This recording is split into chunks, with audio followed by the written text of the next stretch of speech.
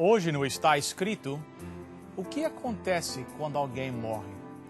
Fique conosco para um estudo muito importante da Palavra de Deus. Voltaremos dentro de poucos instantes.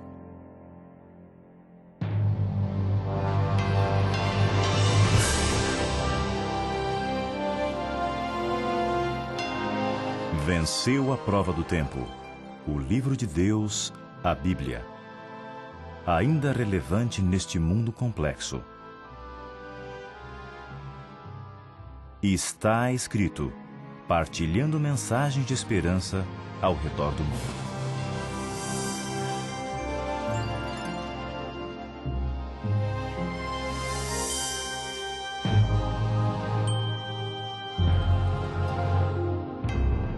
Bem-vindo mais uma vez ao programa do Está Escrito.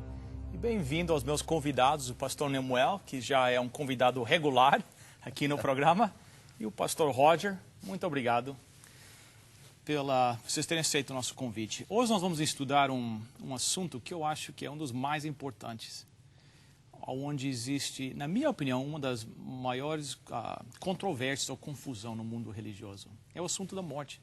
O que acontece quando alguém morre? A vida é preciosa, mas infelizmente a morte nos cerca. E o índice de morte é constante, né? Um por pessoa. Cada um de nós vai passar por lá.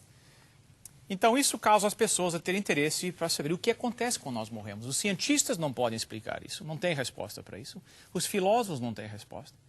E infelizmente também muitas religiões também não têm resposta. Então hoje, como é o nosso costume, nós queremos abrir a Bíblia e ver o que a Bíblia fala com respeito ao que acontece com a morte. Pastor Nemuel, Jesus, quando ele descreveu a morte, como é que ele descrevia a morte? Segundo o Evangelho de João, no capítulo 11, ele descreveu a morte como um sono. Então, no Evangelho segundo João, capítulo 11, versos 11 a 14, nós lemos assim. Isto dizia e depois lhes acrescentou. Nosso amigo Lázaro adormeceu, isto é, dormiu, mas vou para despertá-lo. Disseram-lhe, pois, os discípulos, Senhor, se dorme, estará salvo. Jesus, porém, falara com respeito à morte de Lázaro, mas eles supunham que tivesse falado do repouso do sono. Então, Jesus lhes disse claramente, Lázaro morreu. Jesus, que é a maior autoridade, a Bíblia é grande autoridade. Na Bíblia, Jesus diz que a morte é comparada a um sono. Mas ainda há uma diferença, né? Por isso que é apenas comparada ao sono. Porque quando você está dormindo, você ainda pode sonhar. Certo. Mas na morte, você não tem como sonhar. O que Jesus quis dizer é que quando a gente morre, a gente não sabe das coisas que estão acontecendo. É como se fosse realmente um sono. Essa é a única vez que a Bíblia menciona que a morte é um sono? Não, há outras ocasiões em que a Bíblia menciona. Na realidade, acho que umas 50 referências à morte como um sono. É o livro da Primeira de Reis, tem muitas referências a Davi morreu, Salomão morreu, mas todas elas referências ligadas com o sono, descansou, dormiu. Portanto, Primeira de Reis 11:43 fala que Salomão descansou, que Salomão dormiu quando foi da morte de Salomão. Então, se a morte é que nem um sono, a Bíblia fala isso em várias passagens. Jesus falou claramente que é isso. Eu, para acordar de manhã, coloco lá o despertador, né? O despertador toca e eu me levanto de manhã. Quando é que será o despertamento, se essa palavra existe, dos que estão dormindo? O que a Bíblia fala com respeito a isso? A Bíblia diz em João, no capítulo 5, há dois versos importantes aqui. Os versos 28 e 29. Jesus diz assim, não vos maravilheis disto, porque vem a hora em que todos os que se acham nos túmulos ouvirão a sua voz e sairão.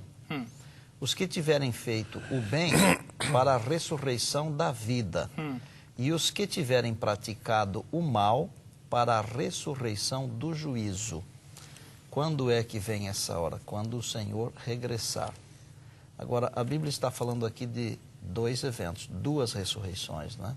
Dois despertamentos. Dois despertamentos. Um para a vida eterna e o outro para o juízo. Quem dormiu ou morreu em Cristo se levanta ao chamado de Deus para a vida eterna. Mas quem dormiu sem Cristo, não há uma outra chance, se levanta apenas e tão somente para o juízo, finalmente para morrer de novo, outra vez e para sempre. Se me permites, Bill, Lógico. eu gostaria de reforçar só o ponto que esta ressurreição vai acontecer no futuro. Não é uma ressurreição que acontece logo a seguir à pessoa morrer, mas é uma ressurreição que acontecerá no futuro, como diz o versículo 28 que o pastor leu. Não vos admireis, disse, porque vem a hora, não é? Em que todos os que estão nos sepulcros ouvirão e sairão. Portanto, é sempre referindo a um futuro, não sabemos exatamente quando, mas é referindo a um futuro, não ao presente, exatamente no momento logo a seguir à morte. Ok, então, todos que estão nos túmulos, todos vão ser acordados. Todos. Uns para a vida eterna e outros para a condenação. Para o juízo. A dificuldade maior que, como ser humano, nós enfrentamos, as pessoas de um modo geral enfrentam, é que não entendem o que é a morte. Certo. Agora, a Bíblia tem uma equação para ensinar o que é a vida. E a Bíblia tem uma outra equação para ensinar o que é a morte. Então vamos ver isso. Então, em Gênesis, no capítulo 2 e no verso 7, dá até para citar de cor esse texto, mas nós Certo. vamos ler aqui na palavra, para que tenha toda a força da palavra de Deus. A Bíblia diz que Deus criou o homem do pó da terra. Olha bem o que diz aqui Gênesis 2, 7. Então formou o Senhor Deus ao homem do pó da terra, e lhe soprou nas narinas o fôlego de vida, e o homem passou a ser alma vivente. Então a equação é pó da terra mais fôlego de vida igual alma vivente. Para descobrir o que é a morte, nós vamos em Eclesiastes, no capítulo 12 e no verso 7, onde nós lemos o seguinte. São dois textos bem claros para que o amigo telespectador possa conhecer essas coisas de Deus. Eclesiastes 12, verso 7 diz assim: e o pó volte à terra como o era, e o espírito volte a Deus que o deu. Então veja, na primeira equação, pó da terra mais fôlego de vida igual alma vivente. Certo. Nesta segunda equação, o pó volta para a terra como era, o espírito volta para Deus que o deu, e nem fala de alma aqui. Acabou.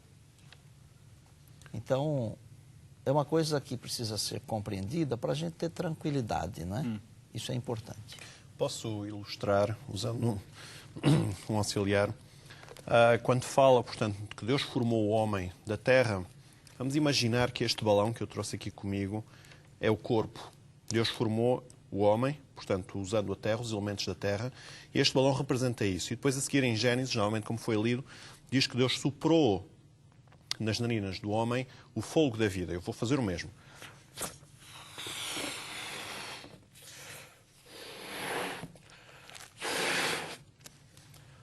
Portanto, este balão, sem ter o ar cá dentro, não é nada. Certo.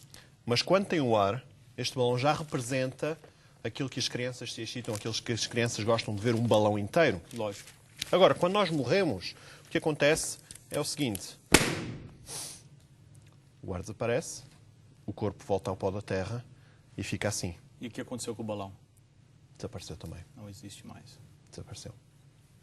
Agora, pastor, existem pessoas que usam esse verso que o senhor leu em Gênesis 2:7 para dizer que não, esse é o espírito, essa é a alma que volta,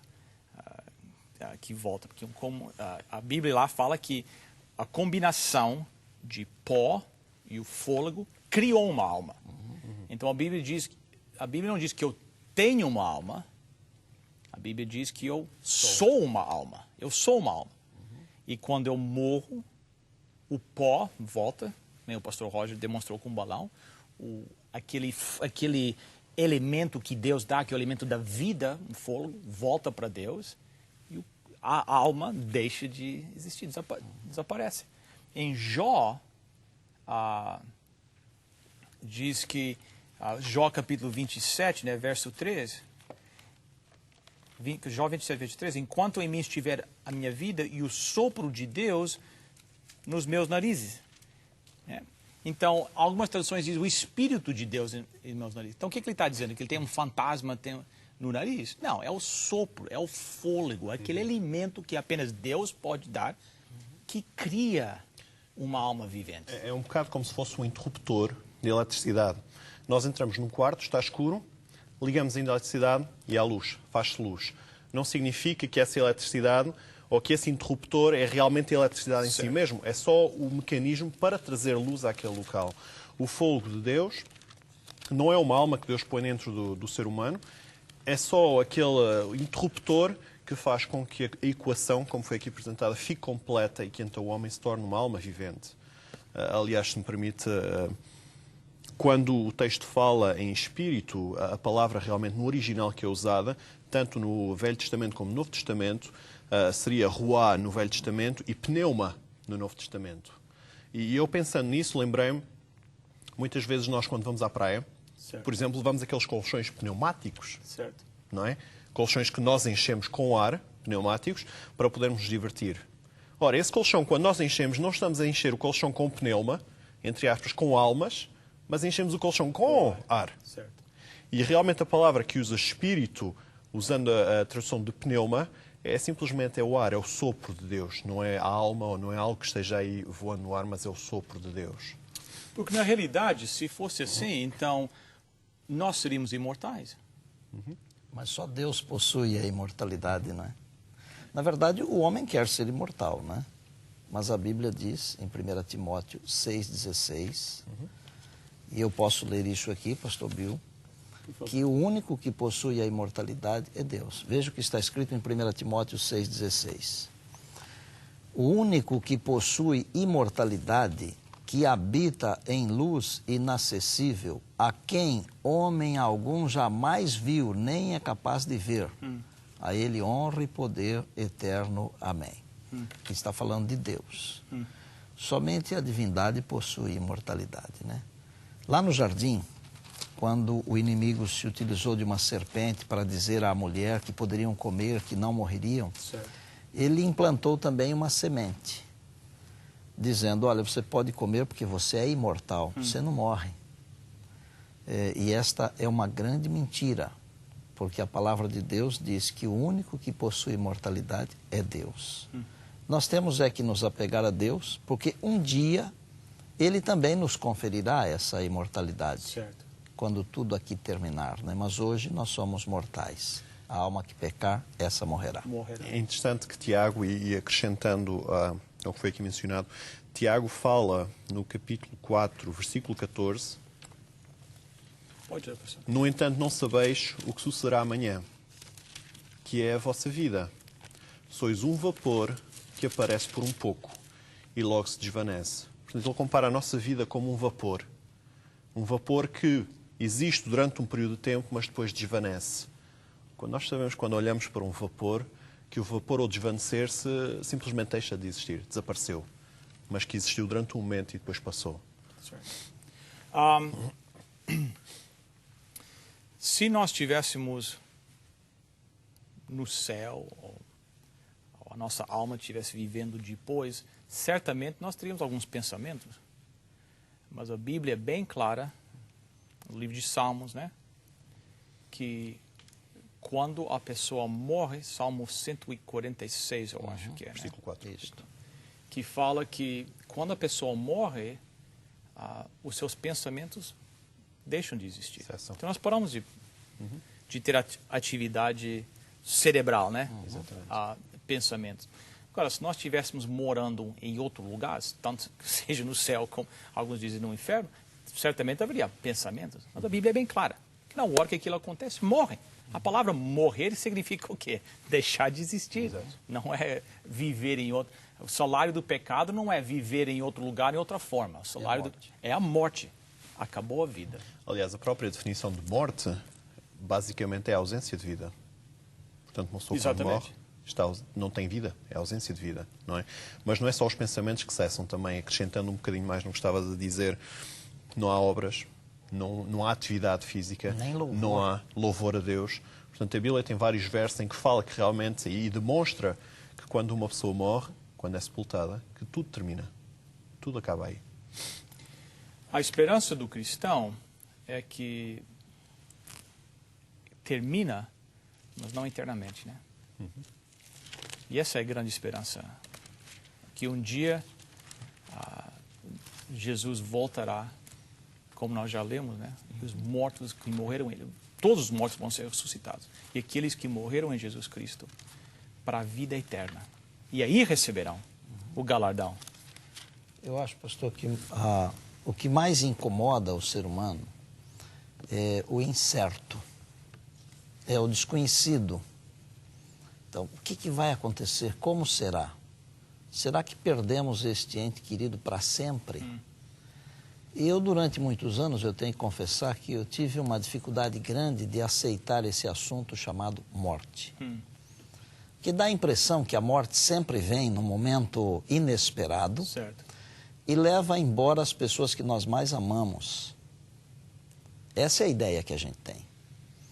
Mas um dia eu descobri que a morte não é isso. A morte é um sono nos braços de Deus para quem está preparado. Amém. Então não há razão para temer a morte, né? Não há. A gente pode ficar tranquilo. Eu lembro de uma história do menino que tinha 9 anos, que estava morrendo de câncer. Ele um dia, ele era inteligente, ele chegou para sua mãe e perguntou: mãe, como ia morrer?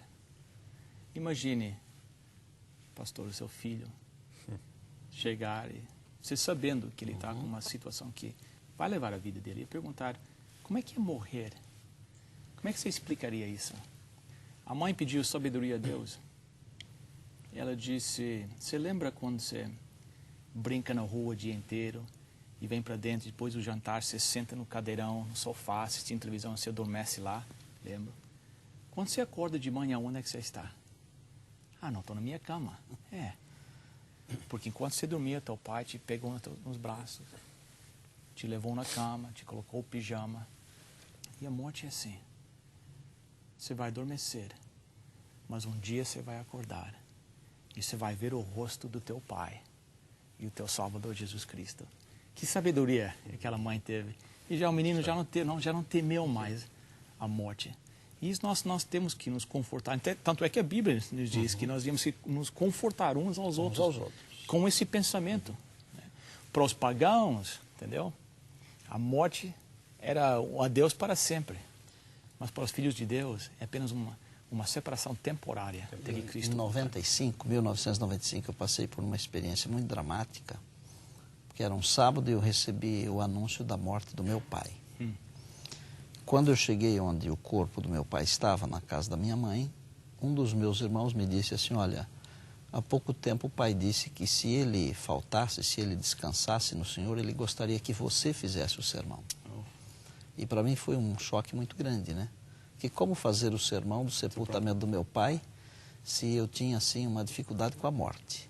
E eu fui para a casa da minha mãe, comecei a ler a Bíblia, orar, e para conversar com Deus, para saber o que dizer, né? E no momento eu ouvi a voz de Deus, mas com muita clareza, dizendo assim: aqueles que estão em mim, os meus filhos e as minhas filhas, eles não morrem. Eles dormem nos meus braços. Aí eu pensei, não falei uma palavra, mas pensei: será que é o meu anjo da guarda que está falando, né? E Deus, que lê o nosso coração, ele disse assim: não é o seu anjo da guarda, sou eu. Seu pai dormiu nos meus braços e muito em breve eu vou acordá-lo. Eu levantei da oração, preparei o sermão, fiz o sermão inteirinho. Claro que eu fiz o sermão chorando o tempo todo, mas com aquela convicção, com aquela certeza que Deus me disse pessoalmente que os filhos de Deus não morrem, eles dormem nos braços de Deus como o garoto. Não é? E eu acho que o telespectador poderia ter essa tranquilidade, confiar em Deus, porque quem está em Jesus não morre. É como o próprio Jesus disse a respeito de Lázaro. Nosso amigo Lázaro adormeceu, apenas dorme, E um dia muito em breve, como diz 1 Coríntios, no capítulo 15, o Senhor Jesus vem e chama de volta aqueles que estão Amém. dormindo Graças a nele. Deus. Eu ia acrescentar que é interessante, infelizmente a nossa visão é limitada. E é tão limitada que nós, quando passamos por uma situação complicada, como aqui foi mencionado, emocionalmente difícil, nós só vemos aquele momento e não pensamos mais para lá, não vemos mais para lá. Mas realmente a Bíblia diz-nos que há mais alguma coisa para lá. Que este mundo não é só isto que existe aqui, mas que há mais para lá. E por exemplo, no livro de Apocalipse, nos últimos 2 capítulos, descreve o que há para lá. Certo. A Nova Jerusalém, o céu, o que nós vamos fazer, o que se vai passar. E diz logo no capítulo 21, por exemplo, no versículo 4, que ele enxugará de seus olhos toda a lágrima. Amém? E não haverá mais morte. E não haverá mais morte, nem haverá mais pranto, nem lamento, nem dor, porque as primeiras coisas estão passadas. Exato. Portanto, apesar de nós dormirmos, apesar de nós adormecermos e descansarmos, essa ressurreição é uma realidade, é algo que vai acontecer e nós seremos levados para um local muito melhor que aquele onde estamos agora. Pastor Bill, eu tenho estado com as pessoas, mesmo pessoas que não fazem parte do meu rebanho. Eu sou chamado, porque São Paulo é uma cidade muito grande, para atender pessoas que estão assim em momentos difíceis, né? E pensando nisso, eu preparei um CD com mensagens bem curtinhas.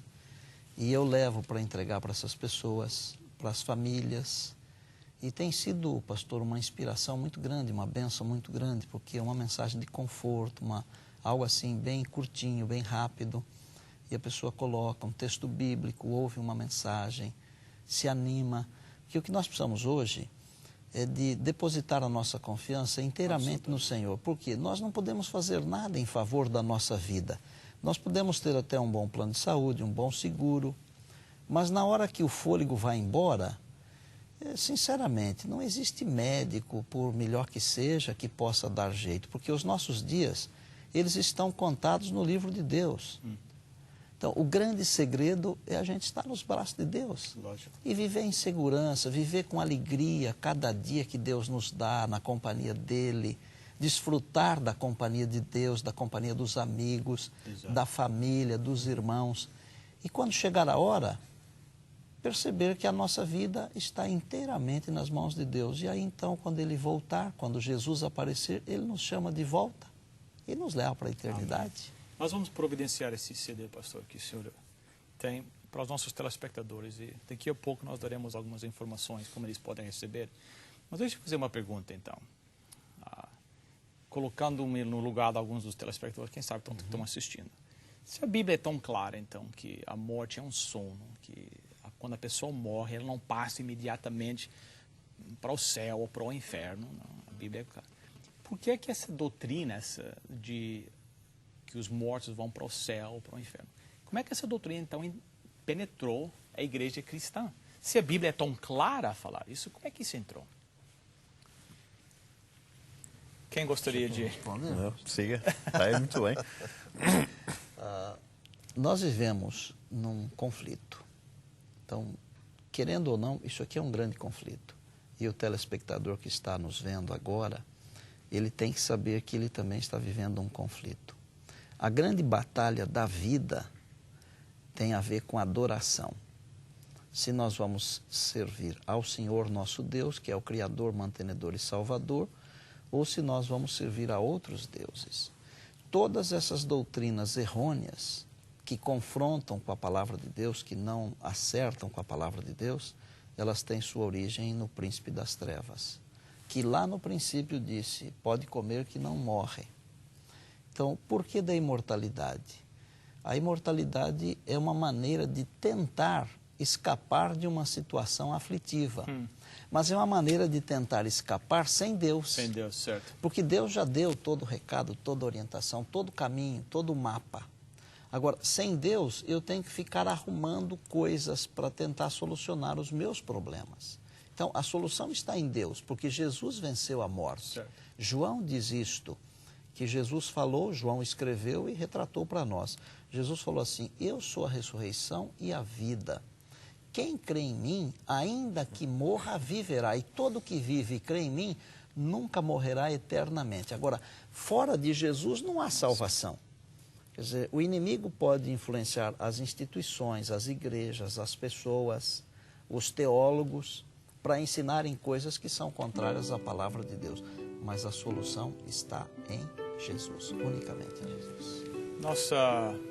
O nosso tema desta série tem sido Sola Escritura, que era o princípio da Reforma Protestante, que foi um foco, um retorno ao estudo da Bíblia. E eu gostaria de enfatizar isso de novo para os nossos telespectadores. Eu creio que eles não deviam acreditar em nada que nós falamos, porque nós falamos. Perfeitamente. Mas eles têm que conferir na Bíblia. A Bíblia que é a regra de fé para o cristão. Cristo mesmo disse, antes que ele voltasse, muitos iam aparecer com falsas doutrinas, com falsos profetas, falsos cristos, com o propósito de enganar, se fosse possível, até mesmo os eleitos, até mesmo os filhos de Deus. Então quer dizer que a estratégia vai ser bem sofisticada, mas vamos nos apegar à palavra de Deus e a Jesus Cristo, que aí é que tem a esperança. Vamos orar? Querido Deus e nosso Pai, nós te agradecemos pela Tua palavra, te agradecemos pelo conforto que a Tua palavra nos dá, mesmo enfrentando a situação mais difícil que o homem pode enfrentar, a morte. Nós te pedimos por cada telespectador, por aqueles que estão sofrendo hoje, que eles possam encontrar o conforto em Ti. Nos abençoe, querido Pai, e nos ajuda cada um a nos entregar completamente a Jesus Cristo e um dia morar com Ele eternamente. Essa é a nossa oração, em nome de Jesus. Amém. Hoje, para os nossos telespectadores, nós temos duas ofertas. Uma delas é o CD Sementes de Esperança, que o pastor Nemuel falou, para aqueles que estão passando por uma dificuldade como resultado de uma perca de um querido. Com pensamentos bíblicos, um recurso muito importante para você. E continuamos oferecendo o nosso guia de estudo Sola Escritura, para você conhecer mais da palavra de Deus. Se você gostaria de receber essas ofertas, aqui está a informação para pedir as suas cópias. Para você solicitar gratuitamente a sua oferta, basta ir ao nosso website www.estaescrito.ca e acessar o programa de hoje. Lá você preencherá um formulário com os seus dados e assim poderemos enviar a oferta para você. Se você preferir, poderá também escrever para Está Escrito, Box 2010, Oshawa, Ontário, L1H7V4. Bem, pastores, muito obrigado por fazerem parte desse estudo conosco. E nossos telespectadores, muito obrigado também por vocês estarem conosco. Lembre-se do nosso website, estaescrito.ca. Até a próxima semana. Está escrito: nem só de pão viverá o homem, mas de toda a palavra que procede da boca de Deus.